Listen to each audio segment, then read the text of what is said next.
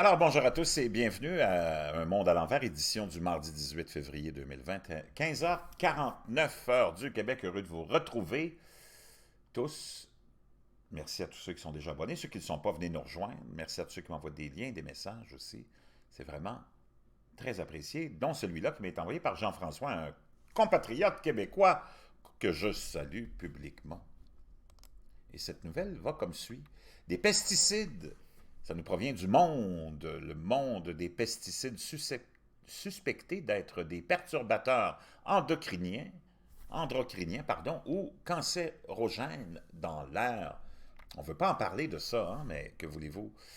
C'est là quand même. Selon un rapport publié par l'association Génération Future, la majorité des pesticides retrouvés dans l'air sont particulièrement dangereux pour la santé. J'aimerais vous rappeler que le cancer dans les pays occidentaux est la première cause de mortalité. Maintenant, c'est chose faite. On appréhendait des statistiques comme celle-là, mais c'est fait. En 2019, ça a été confirmé. Le cancer est la cause de mortalité numéro un dans nos pays occidentaux. Les pesticides ne contaminent pas seulement les fruits et les légumes que mangent les Français, ou l'eau et le vin qu'ils boivent, ils polluent aussi l'air qu'ils respirent. Et parmi les herbicides, fongicides et autres insecticides présents dans l'atmosphère, une majorité de ces substances particulièrement dangereuses pour la santé sont suspectées d'être des perturbateurs endocriniens ou cancérogènes, mutagènes et reprotoxiques. Tel est le constat alarmant dressé par l'association Génération Future dans un rapport publié mardi, aujourd'hui dans le fond, 18 février. J'aimerais vous rappeler qu'on vit dans un monde ouvert, à ciel ouvert, et qu'il n'y a pas de frontières dans le ciel, et que le vent souffle partout, et que tous ces produits se promènent partout dans le monde. Pour parvenir à ces conclusions, l'ONG a analysé les données contenues dans la base FIT-ATMO, publiée le 18 décembre 2019 par Atmo France, qui fédère des associations agréées de surveillance de la qualité de l'air, comme AASQA. FIT-ATMO compile les résultats de 15 ans de mesures de pesticides dans l'air réalisées par l'ensemble de ces associations, des Hauts-de-France à la Corse. Génération Future a cherché à classifier ces résidus de produits phytopharmaceutiques identifiés dans l'air en fonction de leur dangerosité à partir de la base de données. Fitatmo, l'association, a évalué la proportion de pesticides considérés comme PE, suspectés, ou CMR, ces deux catégories de polluants ayant des effets toxiques sans seuil, c'est-à-dire même à très faible dose. Les résidus de pesticides retrouvés dans l'air sont généralement mesurés à de faibles concentrations, de l'ordre du nanogramme par mètre cube. Fitatmo comprend plusieurs limites. Les ASQA ne recherchent pas toutes les mêmes molécules, ni avec la même assiduité, ni avec les mêmes méthodes de détection. Aussi, pour éviter les biais et composer avec l'hétérogénéité des informations, l'ONG a pratiqué deux analyses complémentaires. La première prend en compte les données les plus récentes, l'année 2017, mais disponibles dans un nombre de régions limitées comme la Corse, la Hauts-de-France, Grand Est, Nouvelle-Aquitaine, Occitanie et le centre Val-de-Loire. La seconde concerne l'ensemble du territoire, à l'exception notable de la région Bourgogne-Franche-Comté, qui ne fournit pas de données, mais certaines mesures peuvent être relativement anciennes.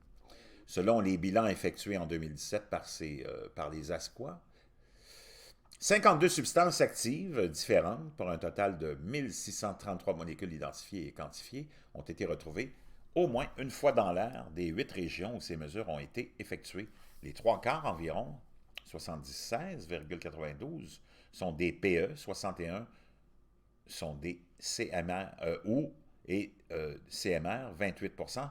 D'après les calculs de Génération Future, et près d'un tiers sont des pesticides interdits en Europe. Les proportions mises en évidence au niveau national dans la seconde analyse sont à peu près équivalentes. 104 substances actives différentes pour un total de 4622 molécules qui ont été retrouvées dans 12 régions différentes.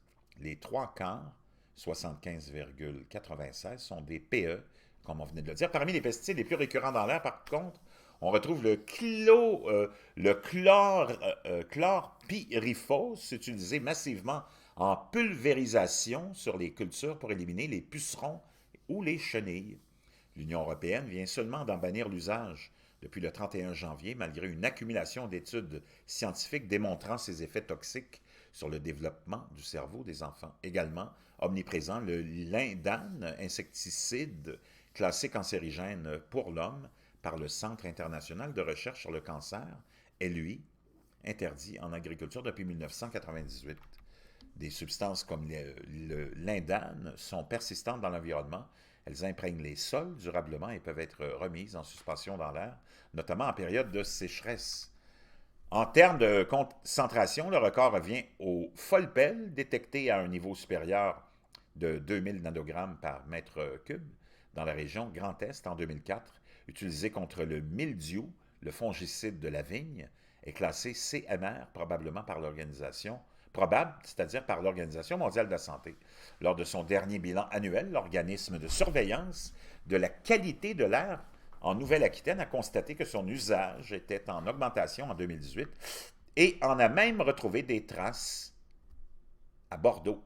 Preuve, selon l'Observatoire, d'un transfert des molécules par l'air depuis les surfaces agricoles vers les zones urbaines.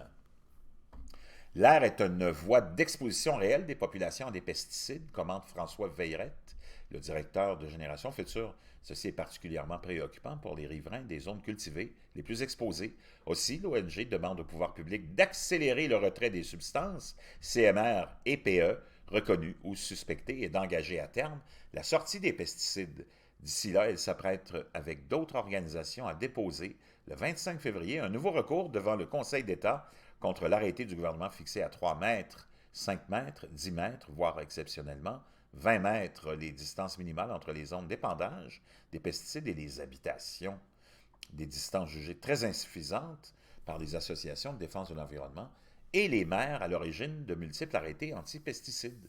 Le 14 février, le juge des référés du Conseil d'État vient de rejeter le recours en urgence du collectif des maires anti-pesticides, mais il statuera sur le fond dans les prochains mois. Pour l'avocate du collectif, Corinne Lepage, le rapport de Génération Future est accablant. L'ancien ministre de l'Environnement, ou l'ancienne ministre plutôt, dénonce un droit à empoisonner. À la différence des particules fines ou du dioxyde d'azote émis par les véhicules diesel, les pesticides ne font pas l'objet d'une surveillance réglementaire dans l'air. Il existe seulement des limites à ne pas dépasser dans l'eau et l'alimentation. Assez surprenant et même peut-être révoltant, n'est-ce pas?